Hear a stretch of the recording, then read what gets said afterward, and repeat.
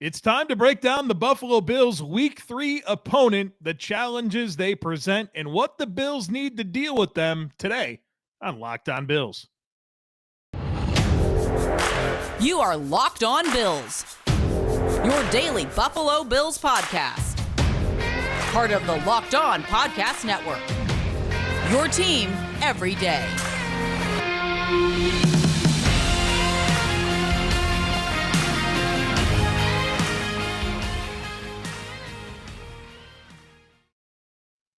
What's up, Bills Mafia? It's Joe Marino from the Draft Network, and I'm your host of Locked On Bills. Happy Wednesday to you, and thank you for making Locked On Bills your first listen every day. And as a reminder to you, we are free and available on all platforms, including YouTube. Today's episode is brought to you by LinkedIn Jobs. LinkedIn Jobs helps you find the candidates you want to talk to faster. Post your job for free at linkedin.com/lockedonnfl. Well, folks, it's time to get ready for Week 3, the Bills' next matchup against the Miami Dolphins. And so today will be our comprehensive primer here on the show. We'll get ready for this game from every angle, so let's dive into it. The Buffalo Bills are on the road in Week 3 to face the Miami Dolphins. The game will be played on Sunday, September 25th at 1 p.m. Eastern Time at Hard Rock Stadium in Miami Gardens, Florida. The game will be broadcasted on CBS. Kevin Harlan is on the play-by-play. Trent Green is the game analyst, and Melanie Collins is your sideline reporter. Including the postseason, this will be the 117th all-time meeting between the Dolphins and the Bills. Miami leads the all-time series with a 61-54-1 record against Buffalo, but the Bills have won the last 7 games against Miami. Sean McDermott has a 9-1 record when coaching against the Dolphins. Bills enter this game 2-0 with convincing wins over the Rams and Titans. The Dolphins are also 2-0, one of 6 teams in the league that are still undefeated through 2 weeks.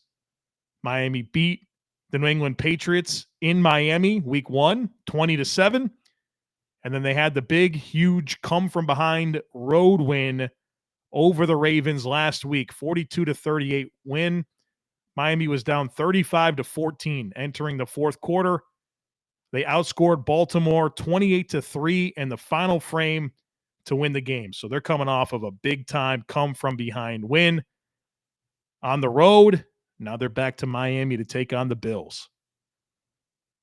Now, of course, I pointed out that the Bills are 9-1 under Sean McDermott against the Miami Dolphins, but I will say this. I'm not sure the Bills' success under McDermott over Miami means much in this game.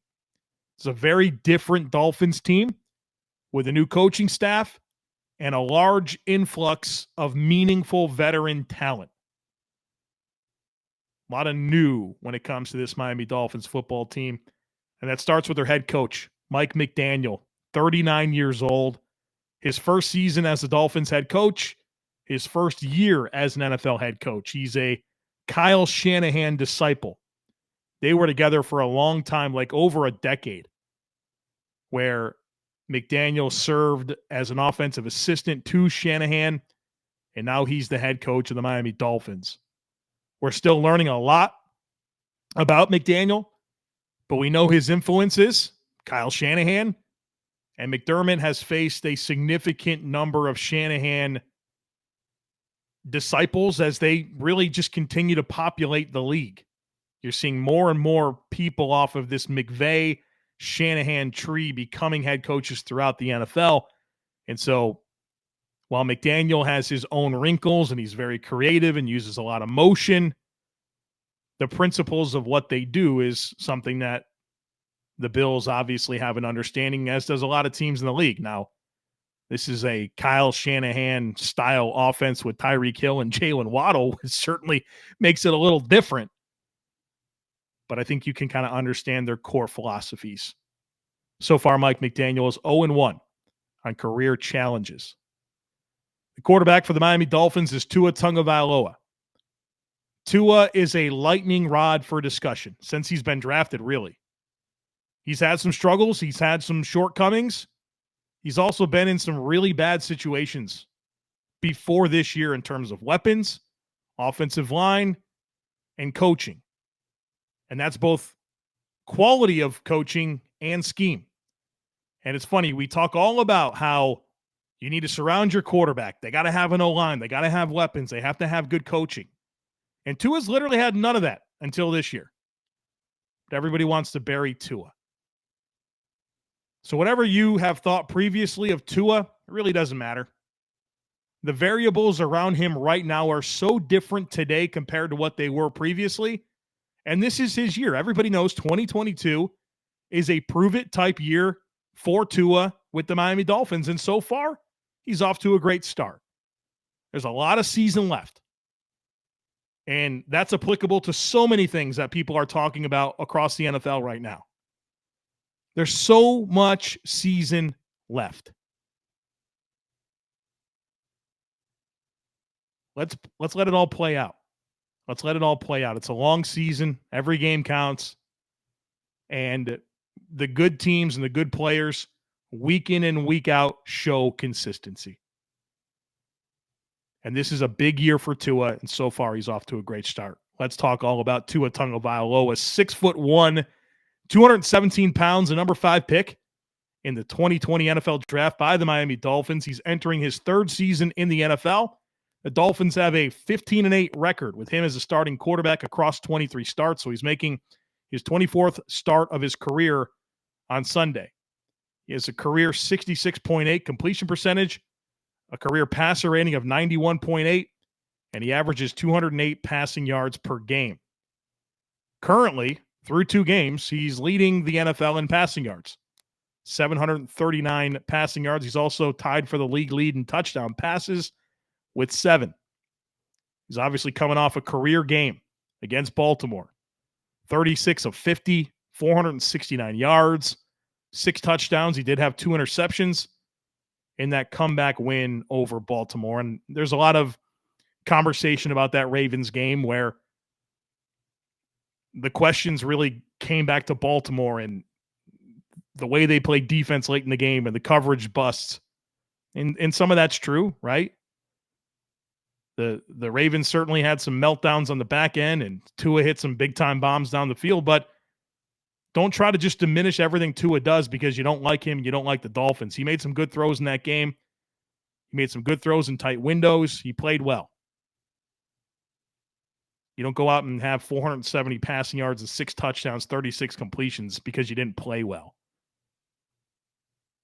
So let's talk about what we've seen from Tua so far in 2022 from a metrics perspective. And the metrics I'm going to give you today and moving forward will be reflective of this year. I know that the last 2 weeks we did Tannehill, we did Matthew Stafford. We focused on the 2021 metrics, but we've got a couple of games now, and it's going to be a growing sample size. And I think it's relevant now, especially for a guy like Tua. Like, who cares what his numbers were last year when he didn't have these weapons and this coaching staff and this offensive line? Who cares? It's like, do you care about Josh Allen's stats from 2018? No, you don't. You care about what they were in 2020, right? Let's apply the same courtesy to Tua now that he's got some stuff around him. So his average time to throw is 2.53 seconds. That's 10th in the NFL. He's a guy that you want to make hold on to the football. He's a very efficient player in terms of the quick passing game, the RPO stuff, making good decisions, getting his hips aligned. He's got a compact release. He's accurate in the short areas of the field. If you let him sit there and get the ball out quick, he's going to make throws. And he's going to put the ball into the hands of dynamic playmakers. I don't think that the metrics there's not enough data in these metrics to really tell you a whole lot. But when he does get the ball out under 2.5 seconds, so far this year, which is 50% of the time, he has a 0% turnover-worthy play percentage. When he holds onto the ball for over 2.5 seconds, his turnover-worthy play percentage goes to 9.1. That's top 5 in the league in terms of highest percentage of turnover-worthy plays when he holds onto the ball for over 2.5 seconds. So Tua is the type of quarterback that you want to force him to exhaust progressions. You want to get him out of rhythm and see what types of decisions he can make under those circumstances. His average depth of target is 8 yards from the line of scrimmage. That's 16th in the NFL. 12% of his attempts are targeted 20-plus yards down the field. That's 13th in the NFL. So far on those passing attempts where he throws the ball 20 yards or more down the field, he's 6 of 10 for 204 yards, 3 touchdowns and 1 interception. He's been pretty successful. And obviously he's got really good vertical receivers. Play action's a big part of what they do. 41% of dropbacks, that's number 1 in the NFL. Play action and RPO is going to be a staple of this offense. So you got to be ready for that. They want to draw you up and use all that speed to get behind you and create some big-time plays in the passing game. 8% of Tua's passes are screens. That's 19th in the NFL, so they haven't been a big screen team yet. And let's talk about his pressure splits. And again, this is a small sample size, and Tua's performed well under pressure. And I think these numbers obviously have some regression to the mean coming, but I think the contrast between kept clean and under pressure is enough for me to continue to tell this story about how pressure on the quarterback matters. When Tua's kept clean so far this year, he's completing 75% of his passes, 9.4 yards per attempt, and a passer rating of 122. When he's under pressure, completion percentage goes down to 57.9. His yards per attempt goes down to 7.2. His passer rating goes down to 97.9. So kept clean versus under pressure, his completion percentage goes down 17%. He loses 2.2 yards per attempt. His passer rating drops 24 points. So you got to get pressure on every quarterback. That's how you make them worse. As you gear up for fall, you need the right people on your team to help your small business fire on all cylinders. LinkedIn Jobs is here to make it easier to find the people you want to talk to faster and for free. You can create a free job post in minutes on LinkedIn Jobs to help reach your network and beyond to the largest world's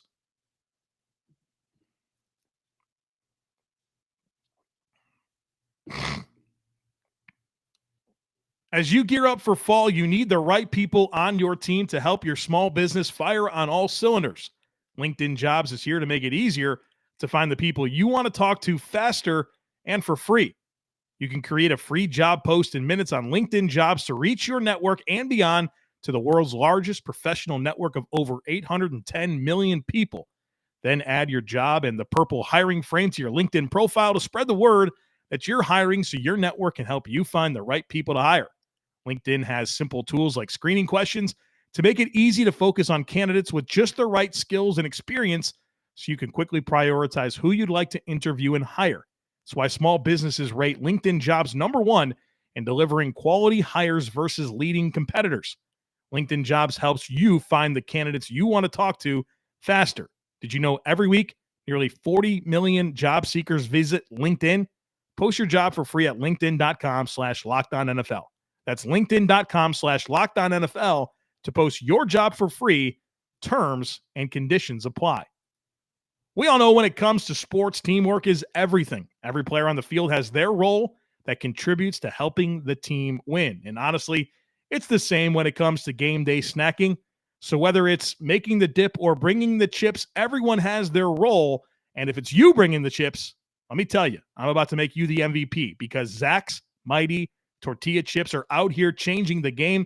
They are the best tortilla chips on the market. My wife and I love them, and we love dips. We love artichoke dip, spinach dip, buffalo chicken dip. We love dipping tortilla chips into guacamole, chili, you name it. We love it, and we always choose Zach's Mighty Tortilla Chips because they are delicious, they're crunchy, and they're made to dip. You never have to worry about these things breaking in half when you dip them in your guacamole. Nobody loves that, right? Like, that's terrible. These are sturdy, delicious, crunchy, and I love that they're made with organic Flint corn that's grown in upstate New York. So be the hero of this week's tailgate and grab a bag of Zach's Mighty Tortilla Chips at your local Wegmans. Zach's Mighty Tortilla Chips, making you the MVP.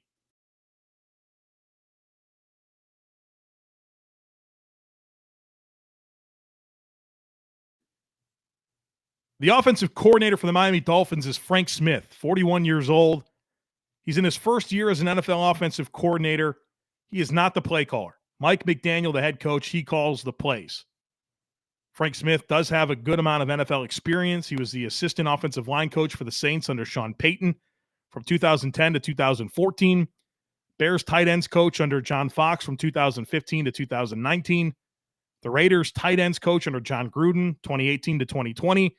Last year, he was the Chargers run game coordinator and offensive line coach. Now he's the Dolphins offensive coordinator. The offense so far this year, week 1 versus the Patriots, they scored 20 points. They had 18 first downs, 6 of 14 on third down, 0 for 2 scoring touchdowns in the red zone, had 307 total yards, 242 passing, 65 rushing. Week 2 versus Baltimore, they had a lot more production, 42 points, 27 first downs, 7 of 11 on third down, 4 for 4 scoring touchdowns in the red zone, 547 total yards, and 461 of that was passing, 86 rushing. One of the things that stands out to me when looking at some of these numbers regarding the Dolphins offense is that they haven't quite found the rushing production that I believe they want. I know that this offense is going to be a lot about Tyreek Hill and Jalen Waddle, but I think running the football is going to be a staple of what they do. That's kind of the identity of a Shanahan offense. Mike McDaniel has a big-time background and pedigree in rushing offense, and it hasn't quite taken off yet with the Dolphins. 2 games, 41 rushes for 151 yards. That's under 4 yards per carry, 3.7 yards per carry. I think they want a lot more when it comes to their rushing production. Let's talk about their weapons. They got a couple of receivers that are unbelievable. Tyreek Hill and Jalen Waddle. Tyreek Hill has 25 targets, Jalen Waddle 24. The next highest on the team, 7. They are the focal point of this passing game, and they should be. Both are unbelievably dynamic. They have elite speed, elite ability to win down the field. They are elite separators. They're elite with the ball in their hands. They are unbelievably dangerous weapons. These are the types of receivers that makes me nervous. And I have a lot of respect for the Cooper Kupps of the world. But man, these guys are different. Explosive football players, dangerous football players. Now, they also have Cedric Wilson and Trent Sherfield. Cedric Wilson's banged up a little bit. I'm sure that I think River Craycraft got called off the practice squad and caught a touchdown last week. But this wide receiver core is about Jalen Waddle, and it's about Tyreek Hill, and they present a lot of problems. Stefon Diggs is having a great year, 270 receiving yards through 2 games. Well, Tyreek Hill leads the league with 284, and Jalen Waddle is third at 240 yards. So they basically have 2 players in their passing game that are producing like Stefon Diggs has through 2 games for the Bills. These guys are dangerous. At tight end, they have Mike Gesicki and Durham Smythe. So far, they haven't really gotten these guys going. Gesicki had a more productive game last week against the Ravens. He caught the touchdown pass. But these guys combined have 7 catches. Gesicki has 5 catches in 2 games. I think they want tight ends to be a bigger part of the offense, but they're working on how to incorporate them. And we've seen Gesicki make a lot of plays against the Bills in particular. But this offense doesn't necessarily fit his skill set. And so I'm interested to see how that evolves. Gesicki's not a guy that's a regular traditional tight end. You can't play him in line. He's a terrible blocker. And he's not a guy that is built to really win as a route runner in line. He's more of a big slot. And so that kind of complicates his role and his usage. Obviously, he's still very skilled at the catch point. He's got a lot of speed, a lot of straight line speed. But in terms of the types of tight ends we've seen this style of offense incorporate, they're not like Gesicki. He's not a good fit. So I think they're trying to figure that out. At running back, Chase Edmonds and Raheem Mostert. That's their top 2 backs. They also have a fullback worth mentioning, Alec Ingold. He blocks, he catches the ball a little bit, and they'll run it with him sometimes. So far, Edmonds has 17 carries for 58 yards in 2 games. Mostert has 16 for 67. Again, I think they want to get these guys going a little bit more. They're both clean scheme fits, style of run, the way that they play the game to what they like to do schematically with a wide zone rushing offense. But I think there's just a lot to get nailed down with two new running backs, a lot of new pieces to this offensive line, a new scheme. They don't have their timing down quite yet. It'll get there. They've got good players. But those are their top two backs. Mostert, obviously, a ton of speed. Chase Edmonds can catch the football. That's definitely an area of his game that he excels. And he's got some good elusiveness and ability to kind of navigate space. Their offensive line is much improved. Their left tackle, Teron Armstead, one of the best left tackles in the game for a long time. And he's off to a great start in Miami. Their left guard is Liam Eichenberg, second-year player out of Notre Dame. Was a college left tackle. He played tackle last year for them, mostly on the left side, but some right tackle. Now he's playing guard. I think he's still finding his way. He's not a player that's performing at a sufficient level for a starter. Obviously, he's talented. He's young. But he's still finding his way at left guard. At center, they have Connor Williams, free agent that came over from Dallas in the offseason. Started over 50 games in the NFL in his young career. Was a guard for the Cowboys. He's now playing center for Miami. He's been really solid so far throughout his career, but also in his first couple of games with the Dolphins. At right guard, Robert Hunt, second-round pick back in 2020. He's in his third year as a starter. Big physical dude that is developing into a quality starter. And then at right tackle, it's going to be Greg Little. He's going to be making his 8th career start. He flopped as a second-round pick of the Panthers, and he struggled every time he's been on the field. He's very Bobby Hart-like to me in terms of the type of player that he is. Austin Jackson is their preferred starting right tackle, but he's injured. And so it'll be Greg Little, who started last week against the Ravens, and I think the Bills will have an opportunity there. So Armstead's rock solid at left tackle. Their center, Connor Williams, is really good. Their right guard, Robert Hunt, is really good. But left guard and right tackle, I think you have some opportunities to win some matchups up front. So what are my keys for the Bills' defense against the Dolphins' offense? Number one is muddy it up for Tua. Muddy it up for Tua. Walk guys up on the line of scrimmage, keep him guessing, and keep this entire offensive line guessing on which 4 rushers are coming. Use the range of your linebackers. Disguise.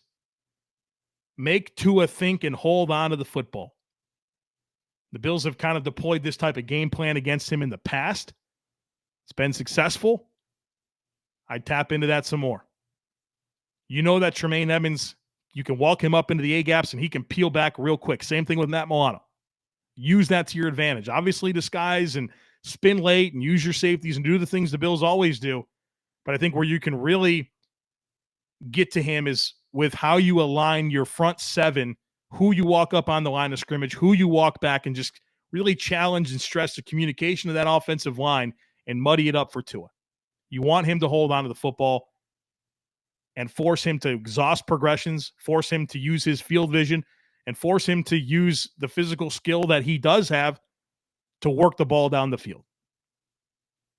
Number 2, be ready for some shot plays down the field.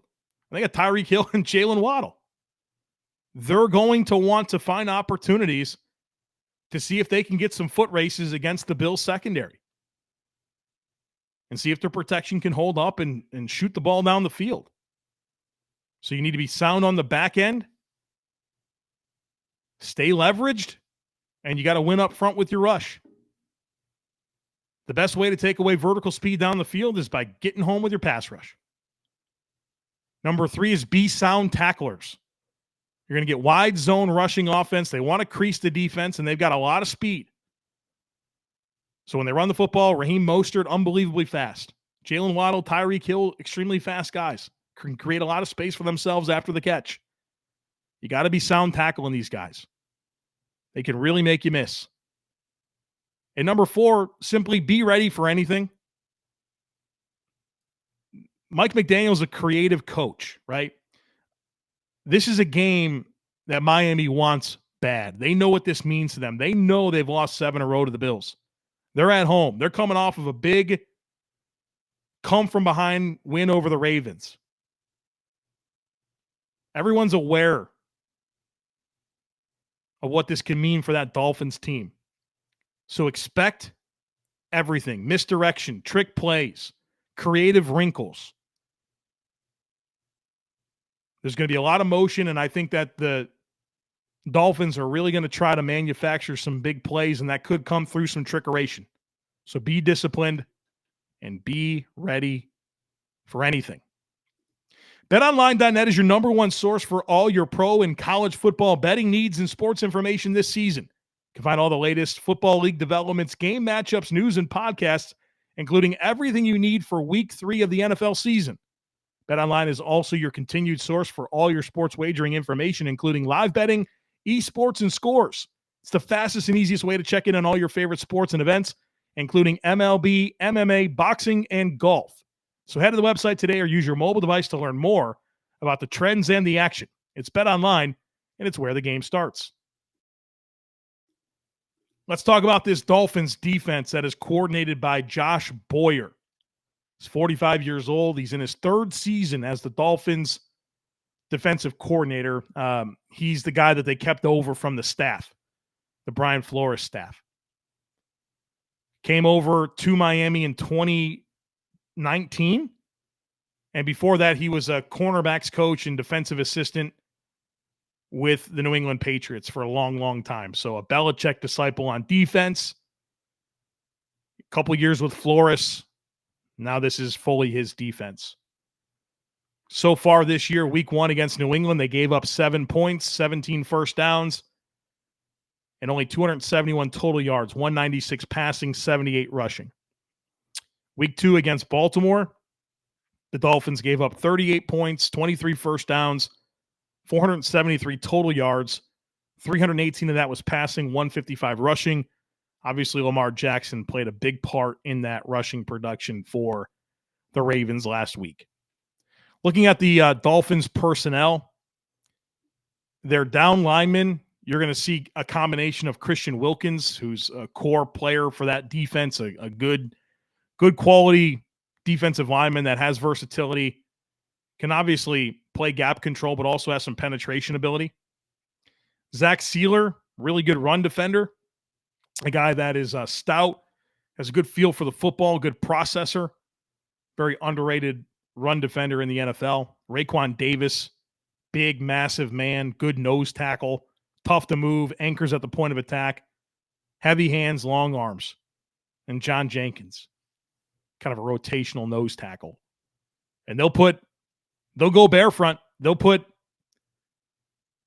5 down linemen. They'll cover up everybody on that interior, which eliminates your ability to get double teams.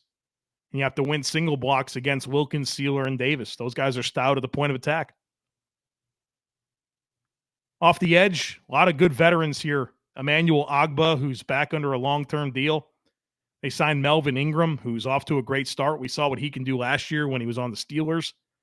When he was on the Chiefs, he was also really good. He's made a lot of plays against the Bills. Jalen Phillips, one of their first-round picks from last year, who had a 10-sack season. He's been quiet so far this year, but he's an unbelievable physical talent, and the production's going to come for him.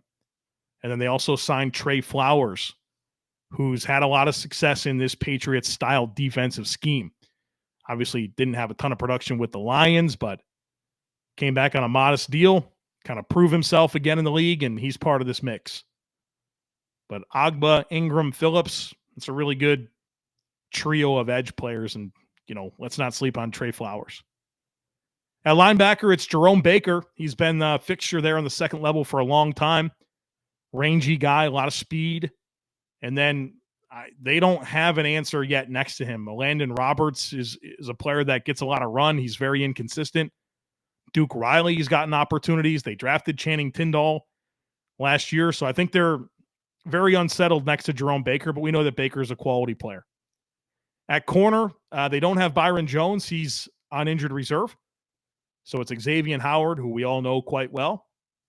And then Nick Needham, who's been their slot corner, good slot corner. He's having to play more outside. And then they've had Kader Kuohu, and I'm probably said his name wrong, and I'm sorry about that. He's been playing in the slot. And he's a UDFA this year out of Texas A&M Commerce. And made the team and is playing a lot on defense for them. Now, last week, they mixed in Keon Crossan a little bit at corner. I think they're going to play the matchups a little bit, but I think if you're an 11 personnel, they're going to give you Howard, Needham, and Kuho.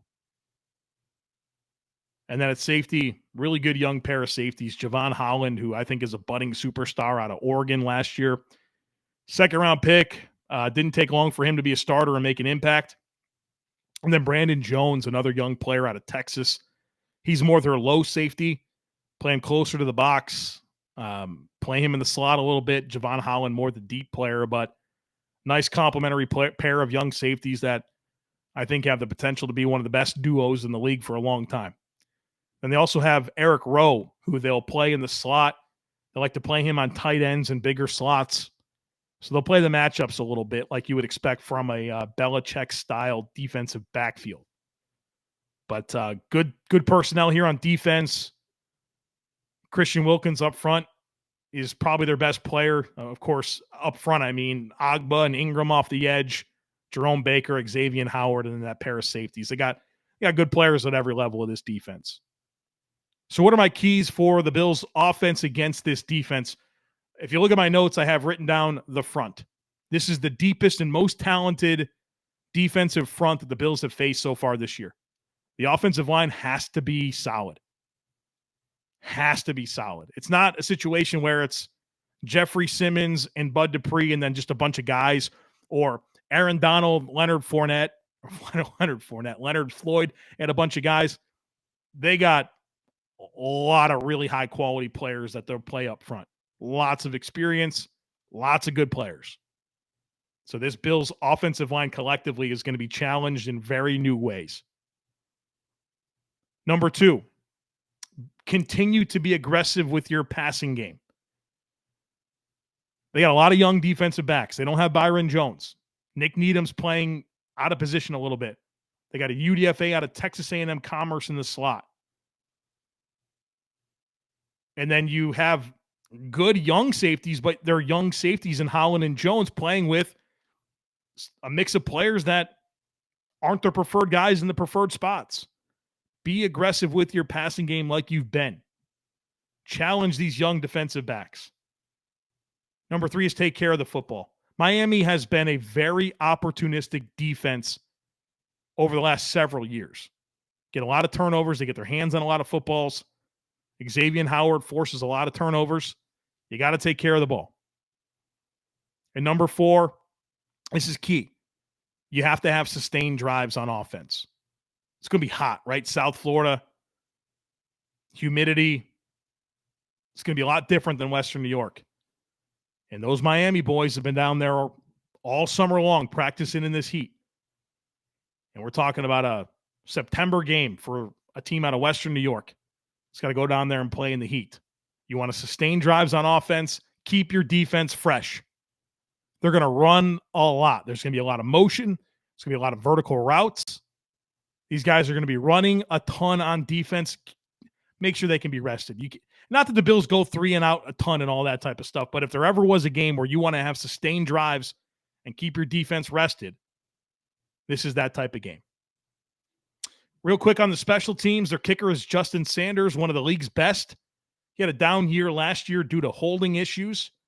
They got a good holder now in Thomas Morstead. If this team crosses the 40, I think you can pretty much assume they have points. Their punter is Thomas Morstead, veteran, consistent punter.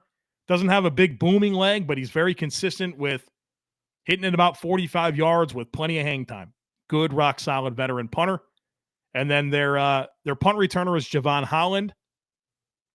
Did that a little bit last year for them and has had some chances to do it this year. And then, of course, he was very good at that at Oregon. And then their kick returner, Raheem Mostert, Jalen Waddle. I'm not interested in seeing those guys with the ball in their hands. This is a touchback game.